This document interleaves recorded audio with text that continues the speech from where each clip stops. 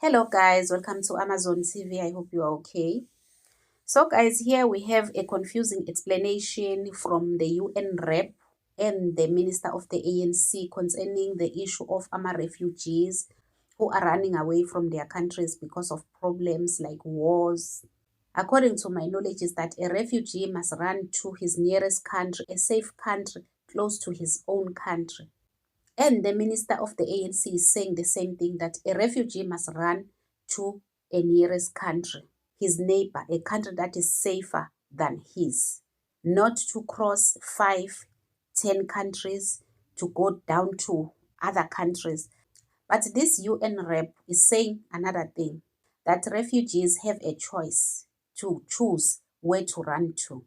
They are allowed to cross 10 countries. If it's their choice to run to that country number 10, they are allowed to go there as long as they will feel comfortable in that country. Is that how things are done? I don't think so. Let's listen to them, guys. One of the complaints by ordinary South Africans in regard to those who come to South Africa looking for asylum is that they tend to jump very many countries, come from, for instance, the Horn of Africa, and come here. Is that how things are done, or should they be going to the nearest country for as long as it is safe for them?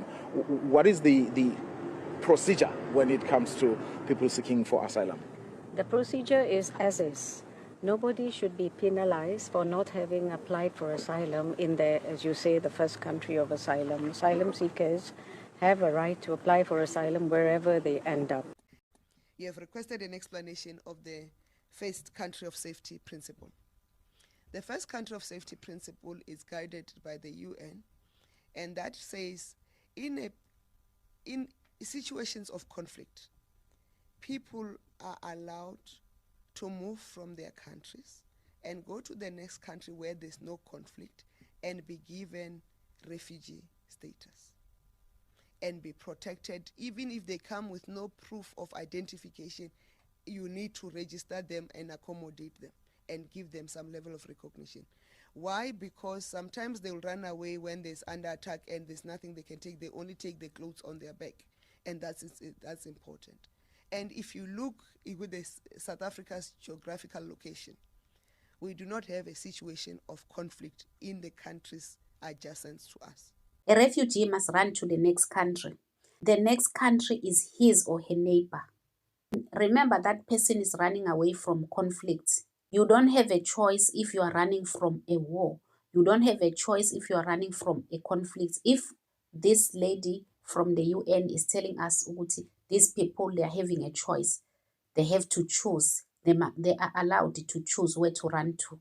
You are running away from a war. You are running away from a conflict. You still have a choice to choose where to run to. You cross more than 10 countries from Bangladesh. You cross all these countries down to South Africa because you have a choice to come to South Africa. You feel comfortable. Are you having a problem, or you just want to feel comfortable? Are you under attack, afraid, and in danger? If you still have a choice to feel comfortable, it doesn't make sense at all. And if you look with South Africa's geographical location, we do not have a situation of conflict in the countries adjacent to us. There's no war in Botswana. There's no war in Lesotho. There's no war in Zimbabwe. There's no war in Namibia. There's no war in Mozambique. Even if you go slightly further, there's no war in Zambia. There's no war in Malawi. So therefore, it will mean the people who are leaving the South Sudan, not even South Sudan, who are leaving the Sudan, must settle in the next country of safety, which would be Sudan, South Sudan, and also, Somalia?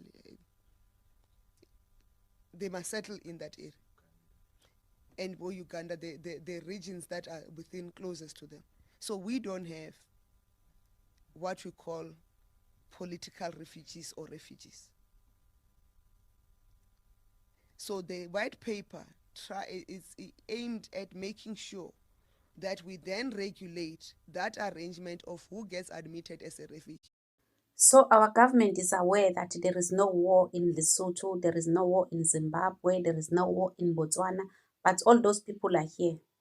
They are calling them asylum seekers and refugees. What problems are they running away from if there's no conflicts, there's no war in their countries? And they're allowing them to stay. Why are they not deporting these people? Because they know there is no war in Zimbabwe, there is no war in Lesotho. The only country that is having war in Africa is South Africa, because of the same people that are running away from their free countries that does not have wars. They come here to create war. Uminister uthi there's no war in Lesotho, but abeSotho are here. Bahlomile, bayabulala. They are raping, doing all these things. All of them are attacking South Africans, are unaliving South Africans in their own country.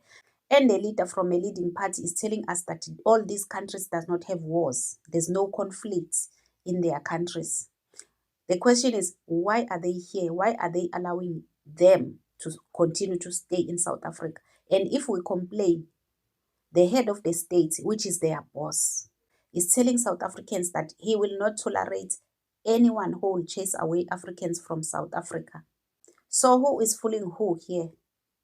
Why are they not chasing away all these people? Why are they not mass deporting these people? Because they know very well that they are just here, nje. There's no reason for them to be here because there are no problems in their countries. Why are we having Nigerians in this country? Why are we having Pakistanis, people from far?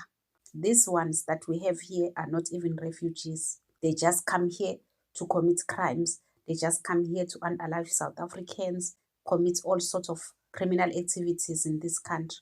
And in exceptional circumstances, we have admitted economic refugees. You'll remember when Zimbabwe had an economic meltdown, and when the period of droughts, extended drought periods, we have admitted people as economic refugees. When the time we introduced the Zimbabwean special permit, we admitted them because it's inhumane to sit in your country and allow your neighbors to die when you can assist.